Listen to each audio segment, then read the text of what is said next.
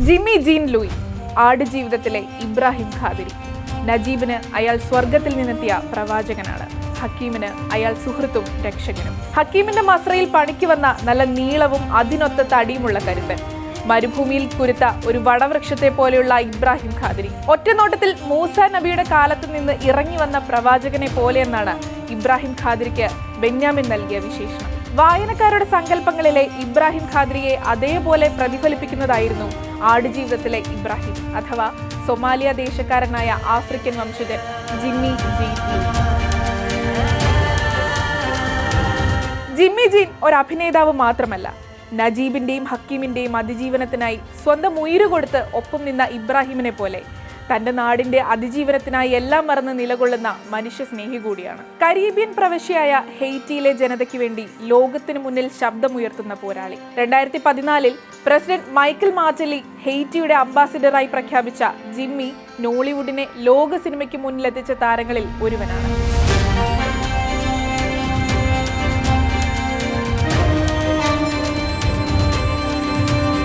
NBC television സീരീസായ ഹീറോസിലെ Haitian കഥാപാത്രമായാണ് ജിമ്മി പ്രേക്ഷക ശ്രദ്ധ നേടുന്നത്.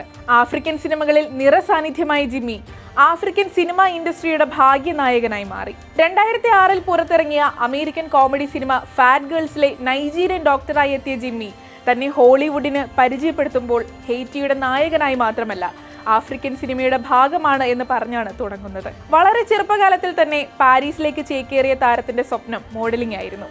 തുടർന്ന് നിരന്തരമായ പ്രയത്നത്തിലൂടെ കൊക്കക്കോളയുടെ അടക്കം നിരവധി ബ്രാൻഡുകളുടെ പരസ്യ മോഡലായി സ്പെയിനിലും ഇറ്റലിയിലും സൗത്ത് ആഫ്രിക്കയിലും ന്യൂയോർക്കിലും ലണ്ടനിലും പാരീസിലും തിളങ്ങി. ശേഷം ഹോളിവുഡിലേക്ക്. തന്റെ ഉള്ളിലെ കലാകാരനെ, അഭിനേതാവിനെ തിരിച്ചറിഞ്ഞത് പാരീസിൽ വന്നതിന് ശേഷമായിരുന്നുവെന്ന് ജിമ്മി ഒരിക്കൽ ഒരു അഭിമുഖത്തിൽ പറഞ്ഞിട്ടുണ്ട്.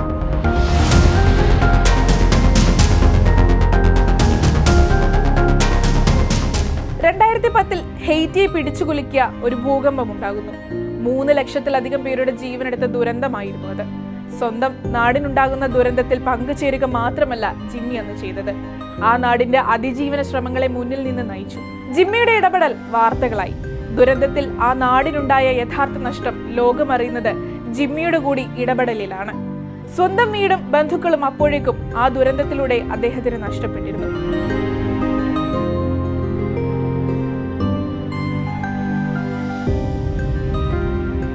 ഹോളിവുഡ് യുണൈറ്റഡ് ഫോർ ഹെയ്റ്റി എന്ന തന്റെ ജീവകാരുണ്യ സംഘടനയിലൂടെ ദ്വീപിലെ നിരാലംബരായ യുവാക്കൾക്ക് കായിക സാംസ്കാരിക വിദ്യാഭ്യാസം നൽകുന്നതിനായി അദ്ദേഹം പ്രവർത്തിച്ചു. മാത്രമല്ല, ഭൂകമ്പത്തിൽ ജനങ്ങൾക്കുണ്ടായ നഷ്ടങ്ങൾ പരിഹരിക്കുന്നതിനായി ജിമ്മിയോടൊപ്പം ഒരു വലിയ കൂട്ടം തന്നെ ക്യാമ്പയിനുകൾ നടത്തി. അതിലൊന്നായിരുന്നു 2010 കാനഡയിൽ വെച്ച് നടന്ന ഒളിമ്പിക്സ് ഗെയിംസിൽ മൈക്കിൾ ജാക്സന്റെ പ്രശസ്ത ഗാനം വി ആർ ദ വേൾഡ് ഹെയ്റ്റിക്ക് വേണ്ടി റീമേക്ക് ചെയ്ത് പാടിയ ക്യാമ്പയിൻ. ഹെയ്ഷ്യൻ കുട്ടികൾക്കായുള്ള പാൻ അമേരിക്കൻ ഡെവലപ്മെന്റ് ഫൗണ്ടേഷന്റെ അംബാസിഡറായ ജിമ്മി ജീൻ 2010 അവർക്ക് വേണ്ടി യുണൈറ്റഡ് സ്റ്റേറ്റ്സ് കോൺഗ്രസിൽ സംസാരിച്ചു. തുടർന്ന് 2014 ഹെയ്റ്റി എന്ന ചെറിയ വലിയ തന്റെ നാടിന്റെ അംബാസിഡറായി ജിമ്മി ജീൻ മാറിയത്. മികച്ച നടനായി ആഫ്രിക്കൻ മൂവി അക്കാദമി പുരസ്കാരം 1-ലധികം തവണ അദ്ദേഹത്തിന് ലഭിച്ചിട്ടുണ്ട്.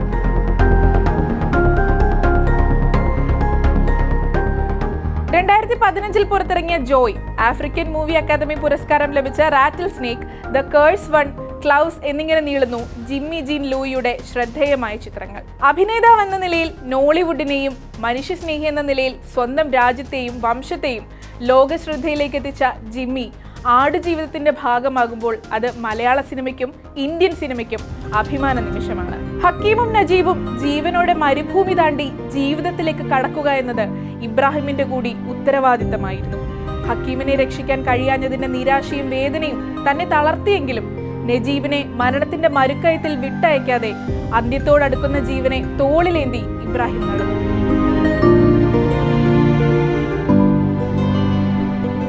ഒരുപക്ഷെ ആദ്യമായാകും ഒരു നോളിവുഡ് നടന്റെ പെർഫോമൻസിൽ സാധാരണക്കാരായ മലയാളി പ്രേക്ഷകരിൽ നിന്ന് തിയേറ്ററിൽ കയ്യടികൾ ഉയരുന്നത്.